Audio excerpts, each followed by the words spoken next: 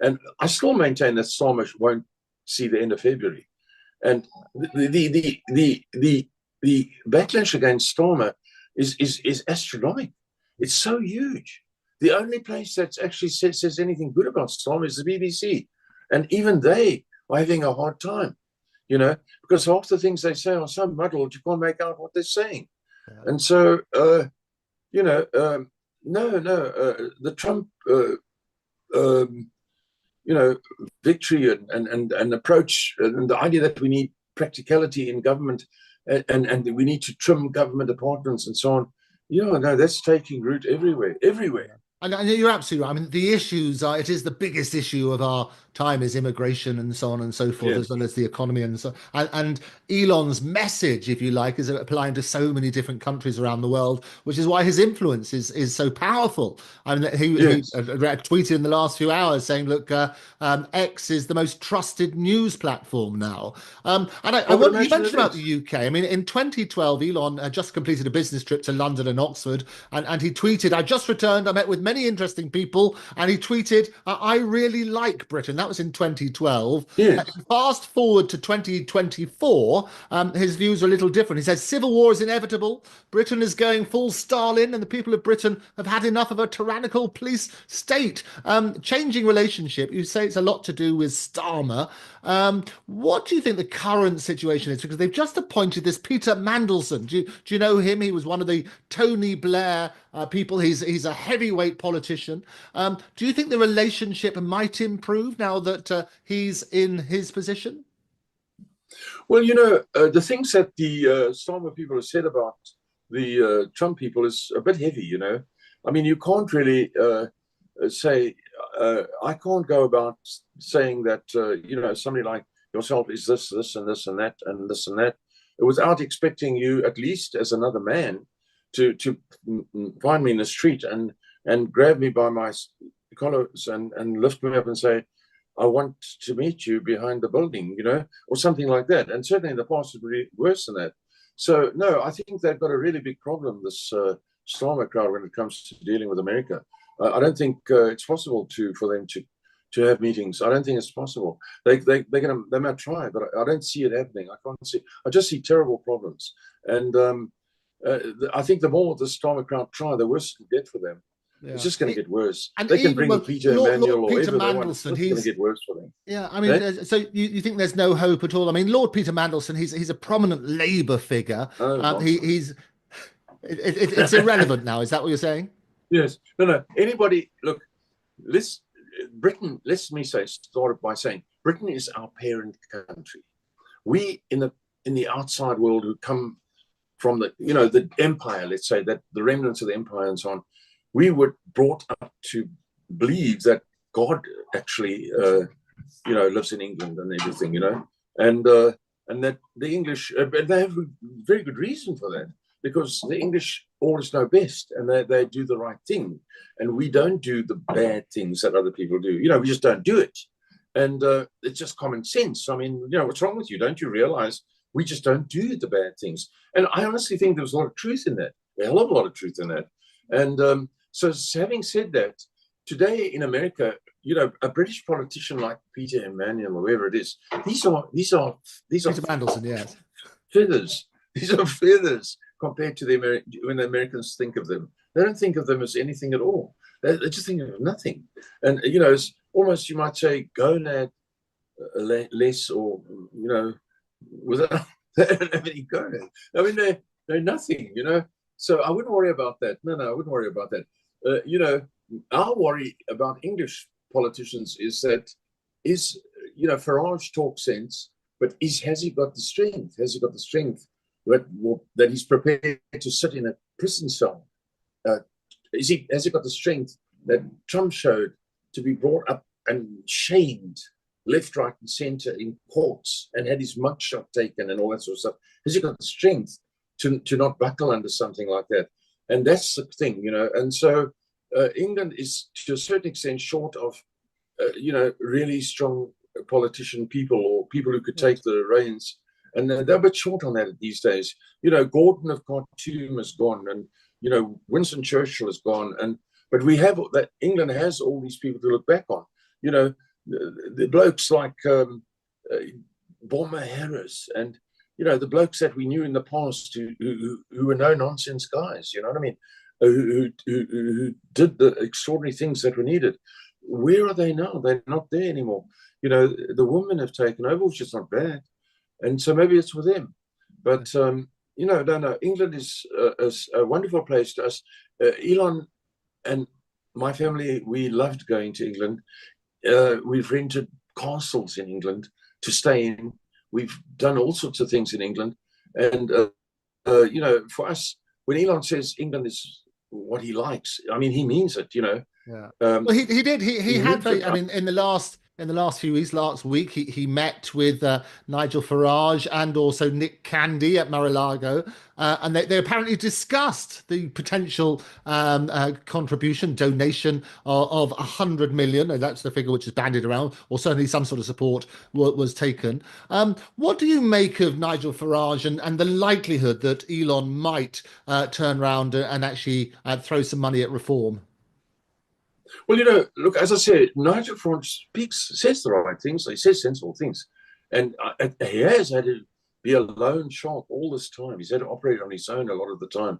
And he has slowly garnered support and so on. So we certainly, he's certainly in the team as far as we are concerned. What I'm saying is, my own feeling is we need somebody with a little bit more, in my opinion, strength or forthrightness, which is only you only see it in certain people. You don't often see it, And at this stage in England, you do need somebody who says, "Look, you can crucify me, but I'm not gonna stop." And not people who need look. Just let me have another quick cigarette, and then I'll tell you what I think. It's not you need strong people now.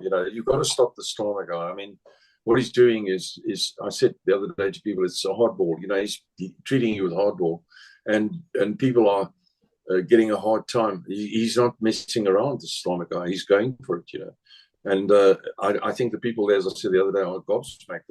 They don't know what to do. They just don't know what to do, because what do you do when this is being done to you? And Starmer said, "Okay, you can say something if you like. I'll just throw you into a cell."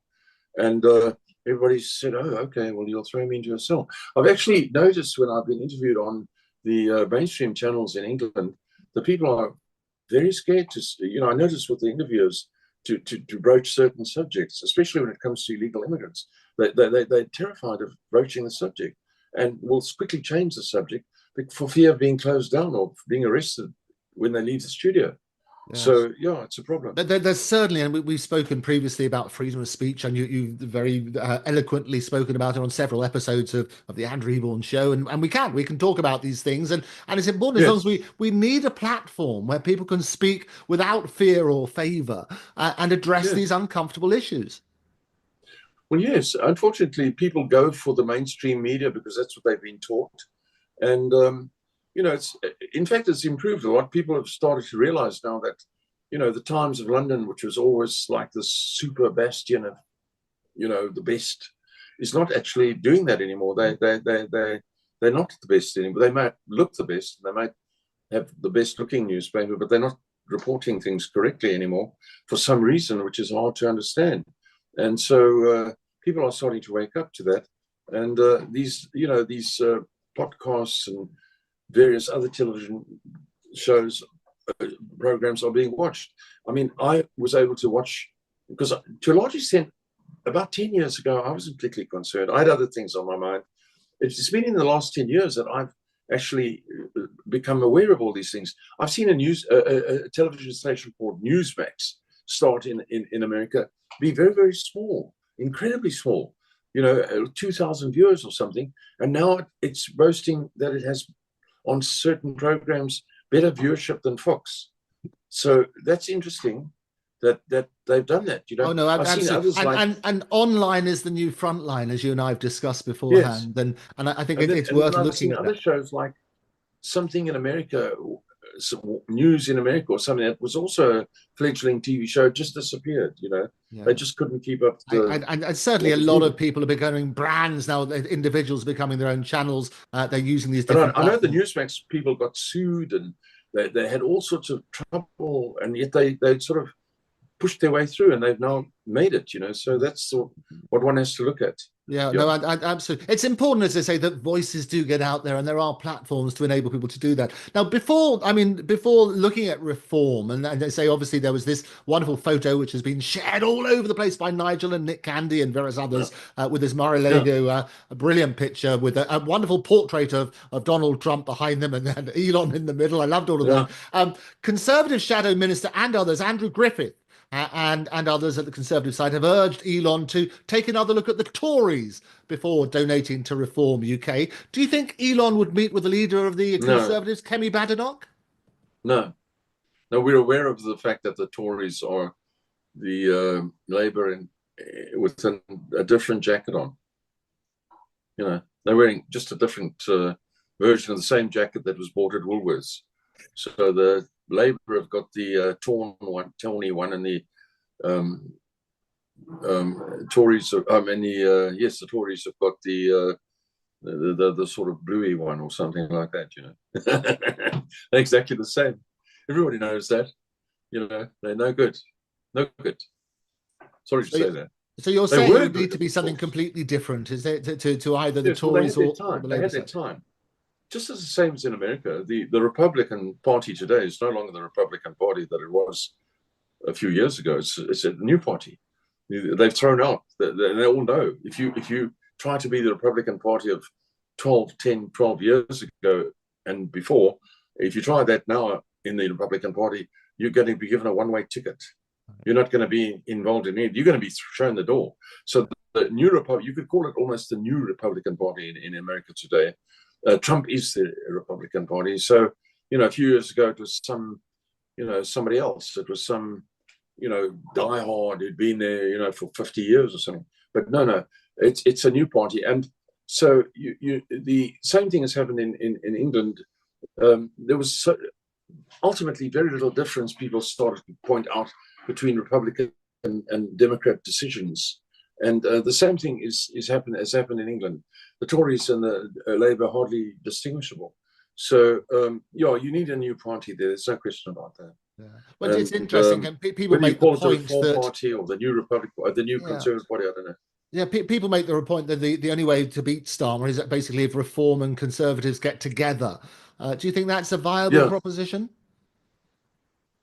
No, not at all. No, not at all. And Starmer's whole approach, the things they're doing, I mean, it's untenable. It doesn't work in England. It's just not going to work. He's going to be out shortly, so I wouldn't even worry about Starmer. I think, although he's still there, it's a fait accompli. He's gone. He's not going to last.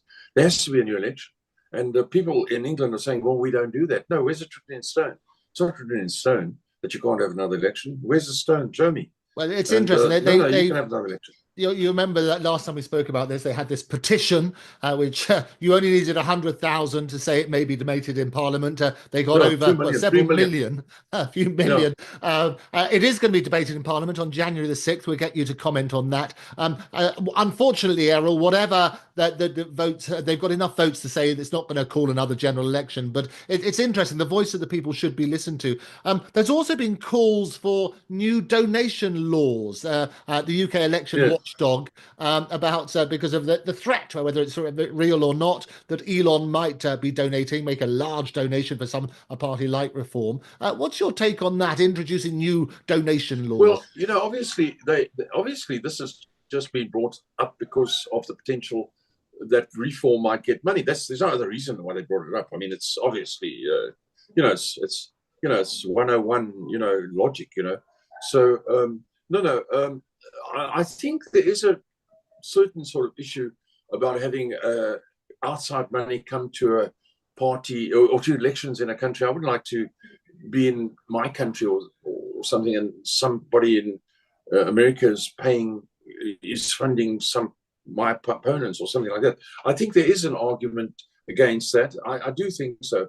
On the other hand, there's no harm in Elon lending just as the Americans did during World War II, lend money to England as they did. There's no harm in if Farage and the Reform Party need money and they don't have it, and they have a very good, they're very much needed to be there, then it's wrong that they shouldn't have money. They must get money if they need money. You can't deprive them on the basis, just like you can't deprive a good student to go and do his studies, to be able to do his, his masters or something, because he hasn't got the money.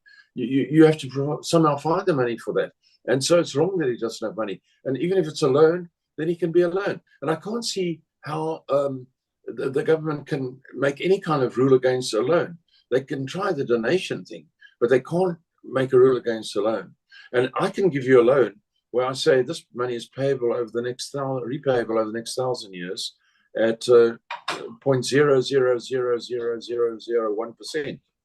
I can make all sorts of rules with first payment due 5 years from now or something like that. Yeah. And there's if he needs money, it can be loaned to him. And if they need money and that's their problem, then they must get the money. That's all. Yeah, and they can always use the English companies and so on and so forth. There are different ways of doing things. I think the suggestion was that they were trying to limit based on the profits of the relevant entity. And that's the issue. It's democracy is democracy. It can't be bought. But obviously, it's not a foregone conclusion. But it's certainly going to be an interesting side. The other big pick, which has been announced, talking about the special relationship, is Mark Burnett, who was the producer and creator of The Apprentice and Shark Tank and so on and so forth. He's now been picked by Donald Trump. It's just been announced to be the UK envoy. And everybody says, I went along to this when I was in Cannes, they were talking about Mark Burnett. It basically helped form Donald Trump. He made him into this glorious character as a result of The Apprentice, which made him a superstar and made him many millions, in fact. Any views on his appointment? Well, the first I've heard of it, but I think it's a good idea. It's a very good idea. I don't think it's going to make any changes. It's not going to change anything. But it's the more the UK is exposed to, a different type of person coming across than the old, somewhat bureaucratic representative of the past, the better. I mean, obviously it's better. I think the UK is slowly, I don't think he's obviously somebody like that to help, but the UK themselves, the people of the UK, you can see it with the energy with which they're talking on the different shows and podcasts and things. They're starting to wake up and say, wait a minute, we actually like England. We do actually like England, believe it or not. And so, I think things are going well. I think we'll see a lot of good things happening in the next 2 months in England. There's no doubt about it. And France and Germany. Yeah. Well, Mark Burnett, he was born in Essex, born and raised in Essex, and he was a paratrooper before he moved to the US in 1982, and has very, very famous as the television producer behind The Apprentice and Survivor and Shark Tank. So I think he's a good chap in terms of making sure it's that sort of special relationship